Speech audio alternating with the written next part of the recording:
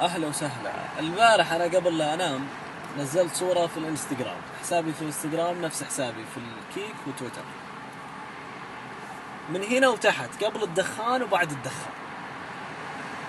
فتبين في هذه الصورة وش كثر أنا قبل كنت منتهي، ووجهي كذا داخل، ولون البشرة ولون الشفايف والأسنان.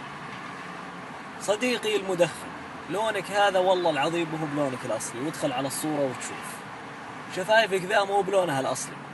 غير حياتك يا رجل، والله انت تنبسط والله. أهلا وسهلا.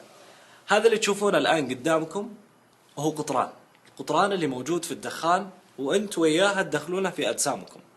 رب العالمين أعطاك جسم متعافي وقال لك ولا تلقوا بأيديكم إلى التهلكة، وغيرك أعطاه إعاقة، أعطاه مرض مستعصي، ابتلاه فيما ابتلاه.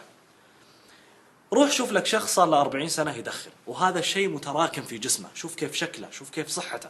مستقبلا انت راح تكون نفس الشيء او أسوأ منه. ابدأ اليوم، اليوم ابدأ، عشانك، عشان أهلك، عشان زوجتك، عشان صحتك. أهلا وسهلا. سألت دكتور وقلت له هل ممكن تكون نسبة إنقاذ الشخص المدخن لما يصير عليه حادث مثل نسبة إنقاذ الشخص الغير مدخن؟ قال لي يا محمد مستحيل. أولا بنية الشخص المدخن ضعيفة وما تتحمل الضربات. الشيء الثاني قلب المدخن ضعيف وهذا قد يتسبب في وفاته. الشيء الثالث الرابع قال لي أشياء كثيرة جدا أتمنى أنت تبحث عنها في النت.